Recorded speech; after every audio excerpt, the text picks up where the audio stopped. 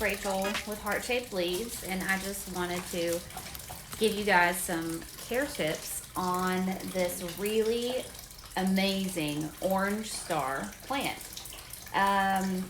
I've seen a couple videos out there on YouTube about it, but not a whole lot, not very extensive care tips. I've had this since the beginning of the spring. I would say about 3 weeks before Mother's Day, maybe. They started selling these at Lowe's, and I picked one up. It wasn't blooming yet, but it has bloomed since then. I got a couple of orchid spikes here, kind of helping it out. It kind of appears to be succulent in nature when you look at it, but it's actually more, I would say, of a tulip type consistency. I'm about to water it this morning. If you look closely, they're very, very highly grouped together, beautifully vibrant, bright orange flowers. The heads become quite heavy. They just want to kind of hang over the sides and do their own thing, which I was really tempted to just kind of let it do. But I was worried about, you know, pets and things like that. Things I cannot control. So, let's talk about some care tips for this guy. 100% bright. I would even say full sun. I'm giving him full sun in my dog room area. And he is directly in front of the window, and he likes it that way. He needs lots of water. I think I check him. Sorry, my dogs are fighting. I check him every other day, and sometimes I water him every other day because he's right in front of the window and it gets hotter right there. When he wasn't in front of the window, he's started to yellow. I lost a couple of leaves when he was just in here in my plant room and getting kind of ambient.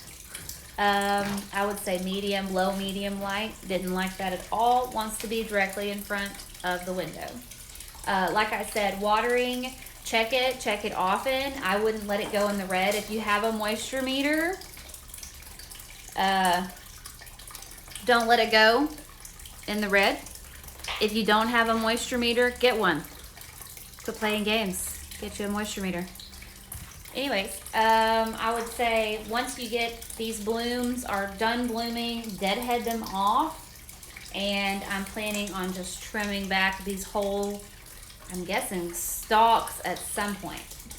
But it's really, for this whole spring season, I'm not sure whether or not it's going to winter for me. I will do an update video on this orange star plant. I didn't expect it to be this beautiful, this big, and this prolific. And it's growing. And it was a great Mother's Day time gift. This is kind of like a size comparison of how big these blooms are. They feel silky to the touch. I've got another stalk right here that's still got blooms coming. And it's just a beautiful, super, super cute plant. But yeah, it has not given me really any trouble whatsoever. It's been a super good plant to grow. The blooms have been beautiful to look at, and like I said, we'll come back and we'll do an update video and we'll tell you how it goes through the rest of the growing season, the end of the fall, and we'll see how it winters over, or if it even makes it that far. You know, not everything makes it that far, but I hope this beauty does. So anyways, thanks for joining me. Thanks for taking a look at my orange star plant and listening about some of the care and tips. If you like these videos, be sure and like and subscribe. We'll catch you on the flip side. Later, taters. Bye.